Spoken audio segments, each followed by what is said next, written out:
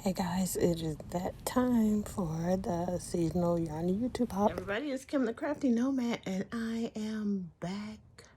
I'm back. I just remembered to look at that green dot. Okay. Anyway, this is it. It is reveal day. Well, not really because I'm recording ahead of time, but this video will be released on the first day of winter, December 21st, 2021, day after my birthday. And this is the last and final installment of the seasonal Yarny YouTube Hop and winter edition. And I'm so excited that this went so well this year. I'm so appreciative of everyone who participated, all my creators, all my creatives, folks who are content creators, as well as folks who posted their winter project, their seasonal projects on YouTube, on Facebook, on the Facebook group. You guys really made this whole thing a rip-roaring success. I cannot wait to see what people do for the winter time, but I just wanted to give a hearty thank you to everyone, from the content creators to the Facebook posters, to all of you who watched all the videos and commented and joined new channels, found new channels to subscribe to. I am so grateful, and I am definitely going to do this again for 2023, and hopefully more and more people will participate, because the more content we get, I know for me, new content, I love it. I love to see new things, and to have a day where I have a ton of videos popping up that I actually really want to watch. Man, I love it. I really love it. So we will keep it going in 2023, and if you are a content creator, I hope you will join us. If you just want to post your things on the Facebook group, please join the Facebook group. It will all be linked down below my email address if you actually want to contribute videos to this. We will have a playlist linked in the description box below, so that you can just hop all around YouTube and watch all of the videos. I'm so excited. All right, so what did I do for the seasonal Yarny YouTube Hop winter edition? Well, I decided, I'm not even gonna lie, this one was hard, between the crafts fair and the travel. So normally I would start working on my projects practically on the first day of the season before. But by the time, at some point during fall, I found out I was going to do the craft fair. And so all of my focus was on the craft fair and creating inventory for that. So really, excuse me, I told myself, you're going to go ahead and just wait till the craft fair is over, the craft market is over, and then you can get your projects done. I might have to edit my projects, and I really did change. I had a whole different plan, but after the craft market, shortly after that, we traveled to Chicago. And if you've been watching my videos, you know that we got COVID right after. So one of my projects I did start while I was in Chicago. Thank goodness, because there hasn't been a ton of crocheting since Thanksgiving, but I had started one of them. So here's what I did. I have 3 projects to show you.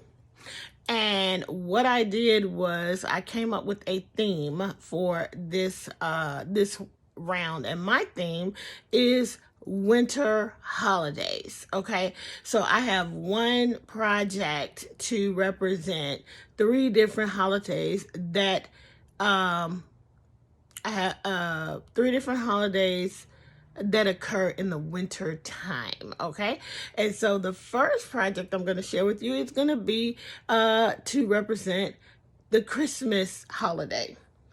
And so what I made, and I'm gonna I did not look up my designers for this.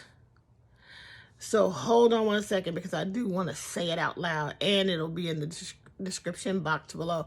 So hold on one second. Okay, hold on. Okay, so two of my projects are by the exact same designer.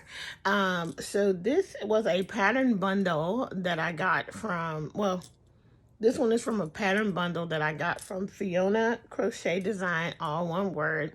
And the bundle came with a gingerbread man pattern, a snowman pattern, and a reindeer pattern.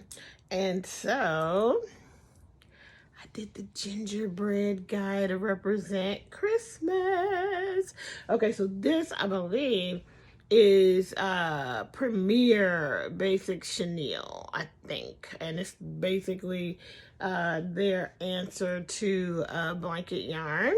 The red is a Big Twist Snuggle, and the white is also Big Twist a Snuggle. And as you can see, you know, he's got on very cool glittery safety eyes. The pink is just some Hirschner's Worsted 8 for his cheeks. The black, I believe, is the Red Heart Super Saver Metallic in the colorway black or whatever. And then just Hirschner's Worsted 8 and Hirschner's Worsted 8. So this is the first item in my hop project. So this one represents Christmas, and I love how he came out. He's totally perfect. By the way, can you see that I hung my what is it, wreath that I made, and I just realized, oh, I have a pink wreath to go with my pink tree, so I put it up. So there you go for that one. There he is. Take a good look at him. He is perfect. So yeah, I got that. I made that, I mean. And then I also got another pattern from the same designer, Fiona Crochet Designs, and it is for a unicorn. And I just had it in my head that I was going to make a black unicorn because I saw somebody post one, I think, or did I see a post of a black? I think I saw, I just scrolled past and somebody had posted a black unicorn, and I immediately thought I want to do it, and I want to do it in the colors of that represent Black History or African American History Month. Okay, and I chose this particular design. I used blanket yarn. Actually, I use mostly the snuggle yarn on this and a little bit of blanket yarn. And some of there are other unicorn patterns, and they do the curly cues for the hair. And I just really don't like those. I think they're too fat. And so rather than they're too thick, and rather than do that, I did this one. So this is again by Fiona Crochet Design. And this actually, it just so happens that the colors of African American History Month are also the colors of Kwanzaa. So this is my Kwanzaa black unicorn. When I showed this to Jordan, I said, what do you think this is? He said it's a cross between a black bear and a unicorn. So this is my Kwanzaa unicorn.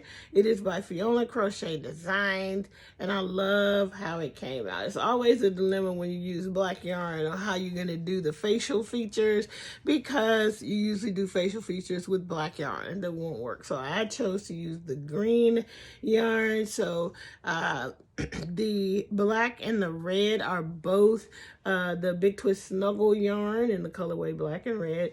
The yellow is blanket yarn in the school bus colorway, and the green is also blanket yarn. And it's, I forgot the specific green. I really wanted to use a Crayola green, okay, but I couldn't find any, so I used the green I had.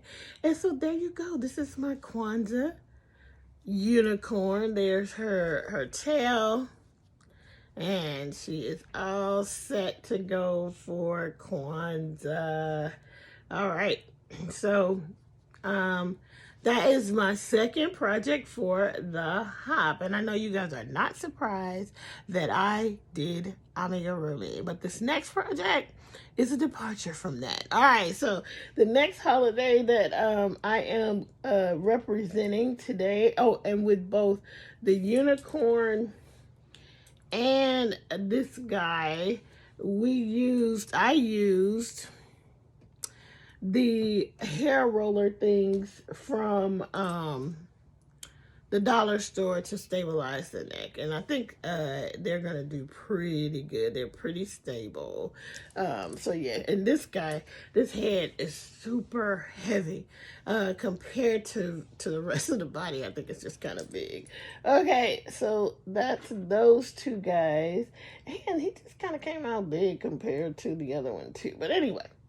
So the last project I did, I don't know how I got on this. I don't know how I got on it, but some kind of way I came across plastic canvas to make purses. And Linda Jean, when I showed the hint, definitely guessed correctly that I was going to be making a purse. And so this is not actually crocheted, but it is fiber. It is yarny, and so I ordered these plastic,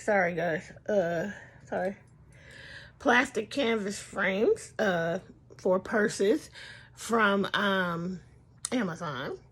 And I had them for a while, and then I think maybe the last day or so of my isolation, I started working on this project, and it is now complete. Now, I'll tell you some of the things. I used a tutorial on YouTube called from a channel called Jalori Collection. I will link the specific video down below, and I definitely want to do this again because I really had to fudge once I decided that I wanted to do this particular closure. So this that I'm going to show you now is going to represent Valentine's Day, which is coming up, and it definitely is a holiday, that occurs in the winter time. So let me show you what I created.